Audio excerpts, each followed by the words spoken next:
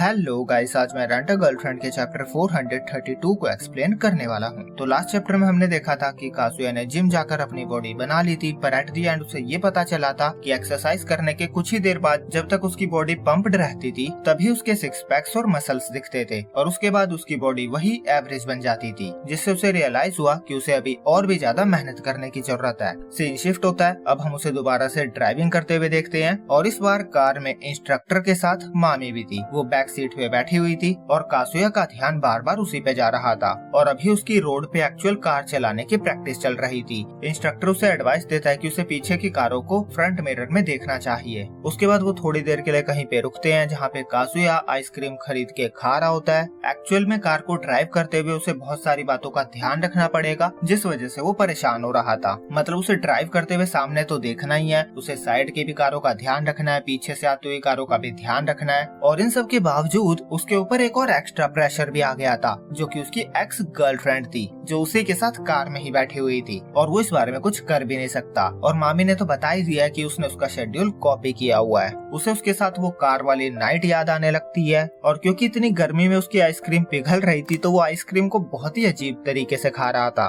वो सोचता है मुझे नहीं पता मामी के दिमाग में क्या चल रहा है। इतना सब कुछ होने के बाद उसके साथ होने से बहुत अजीब लगने लगता है। तभी मामी आती है और कहती है तुम्हारा आइसक्रीम खाने का तरीका तो बहुत अजीब है। काजुया कहता है एक्चुअली में ये ज्यादा पिघल रही है, नहीं तो मैं ऐसे नहीं खाता। और मामी उसके पास आकर बैठ जाती है। काजुया सोचता है ये मेरे पास आकर क्यों बैठ गई है, इसे अजीब नहीं लग रहा क्या? फिर वो सोचता है हम दोनों स्टूडेंट ही तो हैं, तो एक्चुअली में ये इतना भी अजीब नहीं है। शायद इसके पास ब्रेक में कुछ करने के लिए नहीं होगा, इसीलिए ये यहाँ आ गई है। पर मैं ऐसे चुपचाप भी नहीं रह सकता, मुझे कुछ बात तो करनी ही होगी। उसे याद आता है लास्ट टाइम मामी ने उसे रेड बीन बन कहा था। उसे नहीं पता उसने आखिर ऐसा क्यों कहा। वो सोचता है कि लड़कियां मुझे ऐसे ही देखती है और वो इमेजिन करने लगता है इसी बात से मिज़ुहारा उससे दूर हो जाएगी क्योंकि उसे वो एक मीट बन की तरह लगेगा। फिर वो फाइनली मामी से पूछ ही लेता है कि आखिर उसका मतलब क्या था, उसने उसे रेड बीन बन क्यों कहा था। मामी ब्लश करने लगती है। काजुया को भी समझ नहीं आता कि वो ब्लश क्यों कर रही थी। तभी मामी उसे एक की चेन देती है। वो बताती है कि वो ताइवान गई थी और वहाँ से उसके लिए ये लेकर आई है। काजुया पूछता है क्या तुम दोस्त के साथ गई थी? मामी कहती है नहीं, मैं अकेले गई थी। काजुया को समझ नहीं आता कि वो उसे गिफ्ट क्यों दे रही थी, हालांकि वो गिफ्ट से खुश है, पर अभी भी उसे उसका आंसर नहीं मिला था कि उसने उसे रेड बीन बन क्यों कहा। वो वैसे ही अपनी आइसक्रीम को खाने लगता है और सोचता है शायद मुझे आंसर नहीं देने वाली।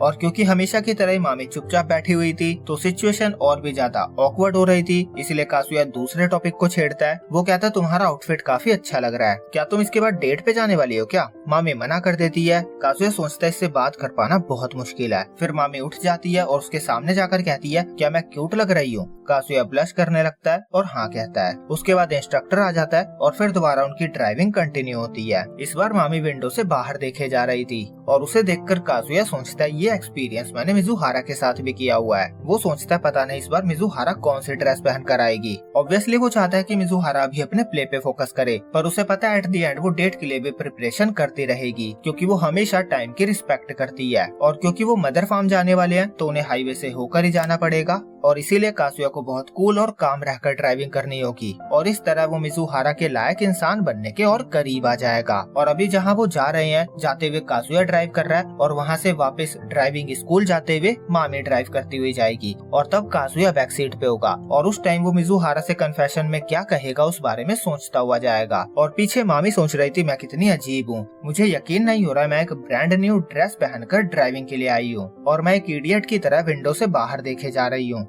और उसका ऐसा करने के पीछे रीजन भी था कि उसकी ये साइड लुक काफी अच्छी लगती थी, हालांकि उसे पता है कि काजुया इन सब चीजों पे ध्यान नहीं देता। फिर से इन रात पे रूका के घर पे आता है जहाँ पे उसकी मॉम कुछ बना रही थी और वो टीवी पे कुछ देख रही थी जिसमें ऊमी एक्ट कर रहा था और ऊमी को देखकर रूका ज्यादा खुश नहीं लग रही थी और यहीं पे ये चैप्टर एंड होता है। तो लास्ट में ऑब्वियसली कुछ दिखाने की कोशिश की गई है कि रूका और ऊमी के बीच कुछ अभी भी हो सकता है या कोई प्लानिंग प्लॉटिंग हो सकती है या उनके बीच कोई लव एंगल क्रिएट करने की कोशिश की जा सकती है। तो आज के लिए इतना ही। मैं मिलूंगा आपसे अगले वीक इसके अगले चैप्टर के साथ। जब तक के लिए बाय बाय।